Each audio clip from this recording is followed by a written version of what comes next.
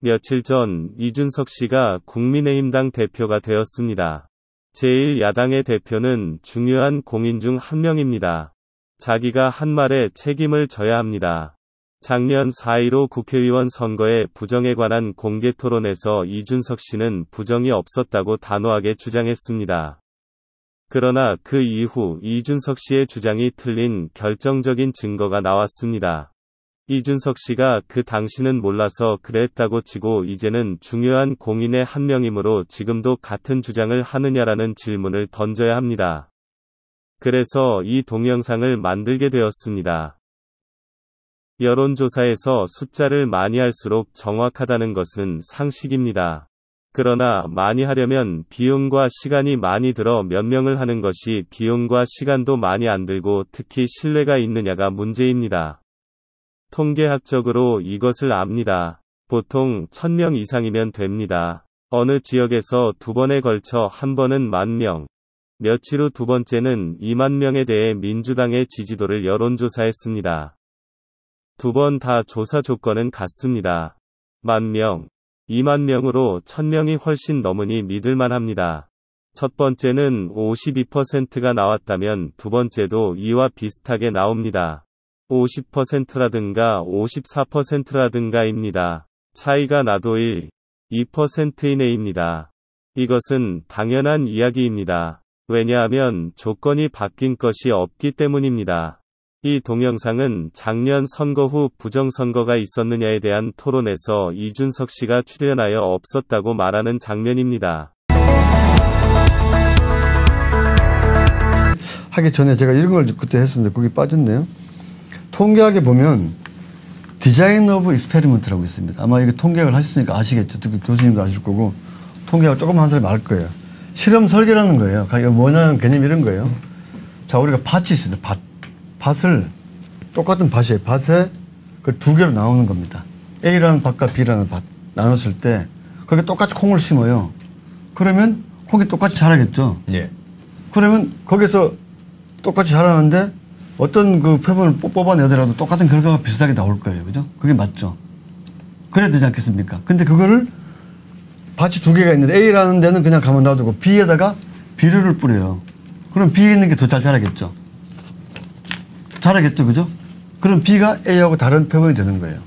자, 이게 뭐냐면 사전투표에 이번에 당일투표 사전투표가 원래는 한 밭이었어요. 주민이 똑같으니까 그럼 뭐 한 밭일 거 아니에요. 근데 이게 당일 투표한 사람과 사전 투표한 게 통계 숫자가 너무 달라. 10% 이상 차이가 나요. 그래서 이 두 개의 통계가 하나는 조작됐다는 거예요. 제가 그러면 그 전에 한 가지만 얘기하면요. 왜 밭이 같다고 주장하시는지 모르겠는데 그 보수단체와 보수 유튜버들 이런 분들이 거기부터 세 개. 굉장히 사전투표에 대해 가지고 보수층은 참여하지 말라는 운동을 했어요. 표가 조작되니까. 혹시 알고 계시죠, 양 선생님? 당연히 했죠. 예, 그래서 이제 하나 읽어드릴게요. 네네. 근본 4.15 총선에서 역대급 투표 조작이 예상된다. 어쩌고 저쩌고 네네. 하지 말라. 이래 그 현상금 1억 공모를 하신 분이 있어요. 네, 그렇죠. 우리가 했어요. 2020년 4월 9일 공정선거 국민연대 대표 양선욱. 네네네. 이랬는데 밭이 같아요? 여기서 밭이 같으냐 다르냐는 말은 뒤에 나오는 사전투표라는 밭과 당일투표라는 밭이 같으냐 다르냐는 말과 같습니다. 통상 이것이 같아야 하는데 이준석 씨는 다르다고 주장하는 것입니다. 이준석 씨 말이 옳은지 알아봅시다. 종로는 우리나라 정치 1번지입니다. 21대 국회의원 선거에서 이상한 현상이 벌어졌습니다. 앞에서 이야기한 대로 통상 사전투표와 당일투표와의 차이가 1~2%, 많아야 5%인데 15%가 된 것입니다.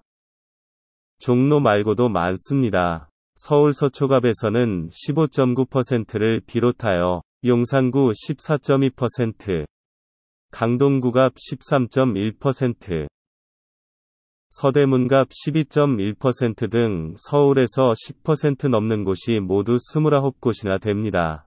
경기도는 과천시 14.9%, 성남시 분당구을 14.4%, 파주시을 13.2% 등 경기도에서 모두 11곳이 10%가 넘습니다.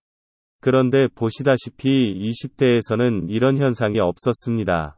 강남 구병 0.9%, 동작구을 0.4%, 송파구갑 1.2%, 송파구 병 1.0%, 송파구을 0.1%, 강남구을 1.7%, 경기도 과천시 0.6%, 용인시병 1.4%, 고양시정 1.7%, 파주시을 2.7%. 그러나 전라도 광주에서는 21대에서도 서구을 3.7%, 광산구갑 1.1%, 북구을 0.9% 등 이런 현상이 전혀 없습니다. 아마도 광주는 민주당의 고향이므로 조작할 필요가 없습니다. 이런 이상한 현상을 민주당은 민주당 지지자들이 미통당을 심판하기 위해 사전투표에 몰려 나왔다. 이상한 현상이 아니다라고 주장합니다. 얼핏 들으면 맞는 것 같은데 맞는지 검증해 봅시다. 그래프에 점이 많이 찍혀 있죠. 이 그래프를 이해하려면 먼저 중학교 2학년 때 함수 배우기 전에 배우는 상관관계에 대해 알아야 합니다. 중학교 2학년 수준이니 어렵지 않습니다. 이 표에서와 같이 10명의 IQ와 수학 점수를 보면 IQ가 낮은 사람은 수학을 못하고 IQ가 높을수록 수학 점수가 높습니다. 즉 IQ와 수학 점수는 관계가 있습니다. 이 그래프는 10명 한 사람 한 사람의 IQ와 수학 점수를 점을 찍은 것으로 영희는 IQ가 84, 점수는 15점이니 여기 찍히고, 철수는 IQ는 74, 점수는 5점이니 여기 찍히고, 나영이는 IQ는 143, 점수는 88이니 여기 찍힙니다. 보시다시피 IQ와 수학 점수는 관계가 있으므로 점이 점점 오른쪽 위로 올라. 이 표는 다른 10명의 IQ와 죽은 나이입니다. IQ와 수명의 관계를 생각해보면 IQ가 낮다고 일찍 죽지 않고 높다고 오래 살지 않습니다. IQ와 수명은 전혀 관계가 없습니다. 박만식 씨는 IQ가 152로 높은데 25세 일찍 돌아가셨네요. 아마 교통사고로 돌아가신 것 같습니다. 이것을 수학 점수같이 그래프에 점을 찍어보면 보시다시피 여기저기 흩어져 있고 IQ와 수학 점수의 그래프같이 오른쪽 위로 올라가는 것이 없습니다. 즉 IQ와 수명은 관계가 없다는 이야기입니다. 그렇게 어려운 것이 아니죠. 저들의 주장이 사전투표에 민주당 지지자들이 미통당을 심판하기 위해 몰려나왔다고 주장합니다. 심판론이 있으면 민주당 지지자가 많을수록 사전투표율이 높아집니다. 심판론이 없으면 민주당의 지지자가 많은 동네도 사전투표율이 높아지지 않습니다. 왜냐하면 민주당 지지자라고 특별히 사전투표하지 않기 때문입니다. 심판론이 있어 민주당 지지자가 많을수록 사전투표율이 높아지면 IQ 수학 점수 때같이 관계가 있다는 얘기로 그래프에서 점들이 오른쪽 위로 올라갈 것입니다. IQ 수학 점수 때와 같이 그래프에 민주당 지지자 퍼센트 사전투표율 점을 찍기 위해 먼저 표를 만들어 봅시다. 이 표는 전국 253 선거구별 모든 몇천 개나 되는 읍면동의 동네별 민주당의 지지자 퍼센트와 동네별 사전투표율을 나타낸 것입니다. 서초 일동에서는 민주당 지지자 퍼센트는 44%, 사전투표율은 47%이고 식사동은 54%, 36%이고 순창읍은 51%, 54%입니다. 다시 원래의 그래프로 돌아왔습니다. 이 그래프는 IQ와 수학 점수, IQ와 수명과의 관계 그래프 같이 앞의 표 전국 253개 지역구의 수천 읍면동의 민주당 지지자 퍼센트와 사전투표율을 각각의 점을 찍은 것으로 서초 일동은 민주당 지지자 퍼센트는 44%, 사전투표율은 47%이니 여기 찍히고, 식사동은 민주당 지지자 퍼센트는 54%, 사전투표율은 36%이니 여기 찍히고, 전북 순창읍의 민주당 지지자 퍼센트는 51%, 사전투표율은 54%이니 여기 찍힙니다. 이런 점이 모두 수천 개 되겠죠. 컴퓨터 프로그램으로 순식간에 찍습니다. 자, 이제 그래프를 분석해서 심판론, 즉 민주당 지지자들이 미통당을 심판하려고 몽창 사전투표에 몰려나왔다는 것이 사실인지 알아봅시다. 심판론이 맞으려면 어느 동의 민주당 지지자들이 많을수록 사전투표에 많이 나와 사전투표율이 높아 IQ와 수학 점수에서와 같이 관계가 있어 점들이 오른쪽 위로 올라가야 하는데 안 올라가지 않습니까? 오히려 조금 내려갑니다. 사전투표율이 안 높아지지 않습니까? 사전투표율이 안 높아진다는 것은 몰려나오지 않았다는 이야기입니다. 심판론이 사실이 아니라는 얘기입니다. 이 재미난 분석입니다. 이게 뭐냐면 이 X축, 그러니까 이 세로축이죠. 세로축은 민주당의 총투표율입니다. 예. 사전투표와 당일 투표를 합친 투표율. 예. 그러니까 이게 상당히 산포가 크죠. 왼쪽은 뭐 한 20%에서 오른쪽은 뭐 한 80%까지 쫙 이렇게 흩어져 있잖아요. 예. 지역에 따라서. 근데 Y축, 이 가로축은 뭐냐면 사전투표율. 예, 사전투표율입니다. 예. 그러면 사전투표에서 민주당 지지자가 몽창 몰려 나갔다고 하면 예. 이 민주당 지지도가 높을 때 이 Y축 사전투표율도 당연히 높아야죠. 높아야 돼요. 그러면 설명이 되는 거예요. 예, 플러스 관계. 플러스 코릴레이션에서 플러스 관계가 나와야 예. 되는데 그렇게 안 나오는 거예요. 지금 이제 약간의 약간 노력 마이너스예요 지금. 이게 플러스가 돼야만 그게 설명이 돼요. 사전투표에 민주당 지지도가 왕창 뛰어나왔다. 그렇죠. 민주당 지지자들이 왕창 나갔다 하는 게 설명이 돼요. 이게 아니. 여태까지가 이해되셨으면 본론으로 돌아가 이준석 씨 주장인 사전투표는 위험하니 미통당 지지자들은 사전투표하지 말라는 얘기를 듣고 사전투표에 안 나갔나가 사실인지 검증해 봅시다. 하기 전에 제가 이런 걸 그때 했었는데 거기 빠졌네요. 통계학에 보면 디자인 오브 익스페리먼트라고 있습니다. 아마 이게 통계학을 하셨으니까 아시겠죠. 특히 교수님도 아실 거고 통계학을 조금 한 사람이 알 거예요. 실험 설계라는 거예요. 그러니까 뭐냐는 개념이 이런 거예요. 자, 우리가 밭이 있어요. 밭을 똑같은 밭이에요. 밭에 그 두 개로 나오는 겁니다. A라는 밭과 B라는 밭 나눴을 때 거기에 똑같이 콩을 심어요. 그러면 콩이 똑같이 자라겠죠. 예. 그러면 거기서 똑같이 자라는데 어떤 그 표본을 뽑아내더라도 똑같은 결과가 비슷하게 나올 거예요. 그죠? 그게 맞죠. 그래야 되지 않겠습니까? 근데 그거를 밭이 두 개가 있는데 A라는 데는 그냥 가만 놔두고 B에다가 비료를 뿌려요. 그럼 B에 있는 게 더 잘 자라겠죠. 자라겠죠. 그죠? 그럼 B가 A하고 다른 표본이 되는 거예요. 자, 이게 뭐냐면 사전투표에 이번에 당일투표, 사전투표가 원래는 한 밭이었어요. 주민이 똑같으니까 그럼 뭐 한 밭일 거 아니에요. 근데 이게 당일 투표한 사람과 사전 투표한 게 통계 숫자가 너무 달라. 10% 이상 차이가 나요. 그래서 이 두 개의 통계가 하나는 조작됐다는 거예요. 제가 그러면 그 전에 한 가지만 얘기하면요. 왜 밭이 같다고 주장하시는지 모르겠는데 그 보수 단체와 보수 유튜버들 이런 분들이 거기부터 세 개. 굉장히 사전 투표에 대해 가지고 보수층은 참여하지 말라는 운동을 했어요. 표가 조작되니까. 혹시 알고 계시죠, 양 선생님? 당연히 했죠. 예, 그래서 이제 하나 읽어드릴게요. 네네. 근본 4.15 총선에서 역대급 투표 조작이 예상된다. 어쩌고 저쩌고 네네. 하지 말라.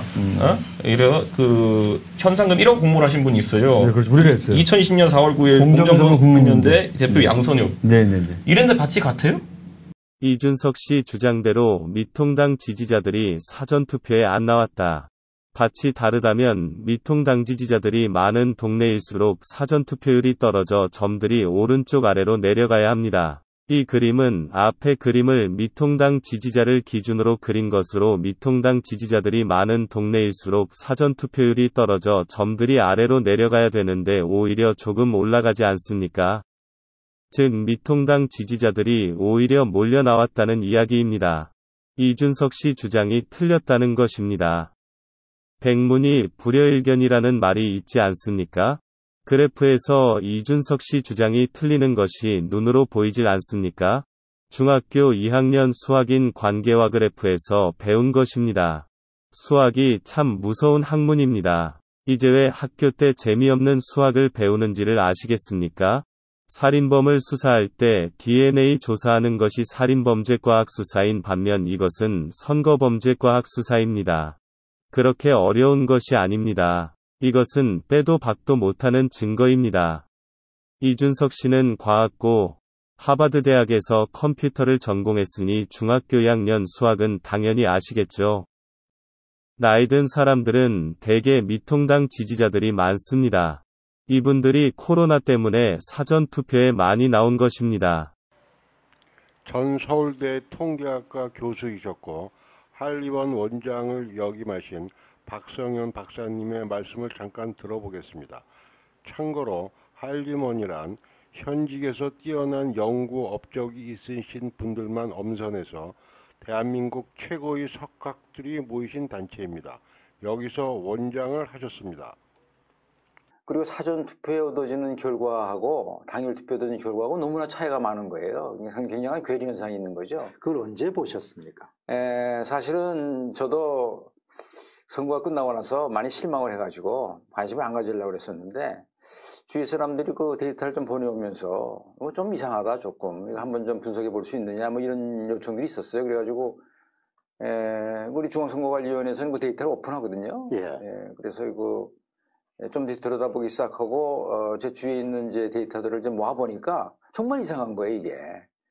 그래서 왜 이렇게 결과가 나왔을까 하는 이제 의구심을 그게 가졌는데 대략 언제 정도였습니까? 4월 15일 선거 끝났잖아요. 그러니까 한 뭐 2, 3일 후쯤 되나요? 4월 한 17, 18일 일찍 보셨네요. 일찍 봤어요. 그때부터 이미 자료를 주위 사람들이 보내오기 시작을 했고. 그게 지인들은 이제 통계학자니까 더 이제 관심 있을 거다. 이걸 좀 분석해봐라. 분석해달라 이렇게 이야기했네요. 이런 얘기를 한 거죠. 그래서 네, 데이터 중에서 이상했던 거라고 한다면 역시 이제 사전 투표와 당일 투표의 차이가 이렇게 극단적으로 날 수가 있는가?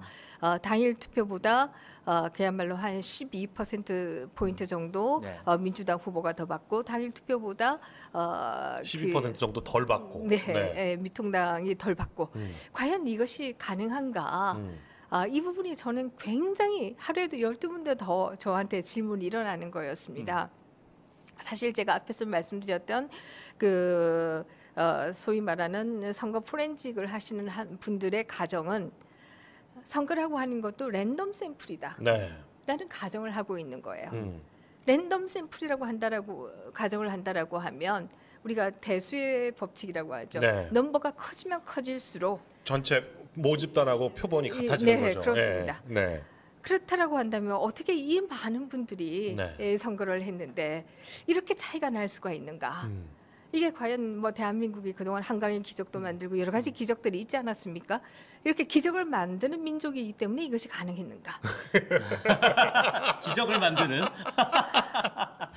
저 스스로도 아니 저 스스로도 저에게 끊임없이 질문. 또 다른 억지 주장을 보겠습니다. 그 다음에 우리가 좀 살펴봐야 될 게 그런 사진을 봤습니다. 이 비례 투표용지가 이번에 엄청 길었지 않습니까? 그렇죠. 그래서 수개표를 해야 될 정도로 아주 길었는데 이 비례 투표용지 지금 화면에 나오고 있는데요. 저 긴 용지에 접힌 자국이 없었다라는 거였는데 이 부분은 뭐 또 좀 설명을 좀 부탁드리겠습니다. 저게 남양주 진건동이 거기서 나온 건데 남양주에서 나온 거예요. 남양주가 그전에도 저런 사례가 있었어요. 남양주 쪽이. 저게 뭐냐면 비례 투표용지를 저렇게 접지도 않고 시민당인가요? 더불어시민당? 다 급해요. 저렇게 무더기로 나온 거예요, 저게. 또한 또 무효표도 무더기로 나왔어요. 이게 무슨 말이냐면은, 아니, 어떻게 저렇게 긴 거를 접지 않고, 원래는 접게 돼 있어요. 저게 길지 않으면 안 접을 수도 있어. 어떻게 넣으면. 근데 저렇게 긴 거를 안 접고 이렇게 넣습니까? 어떻게 넣습니까? 이거 어떻게 넣어야 돼요? 투표하면? 저렇게 나올 수는 없는 겁니다. 자, 또 방금 전에도 계속 이제 하나씩 이제 사실이 아닌 것을 혼입하시는데 접게 되어 있어라는 말은 누구의 주장입니까?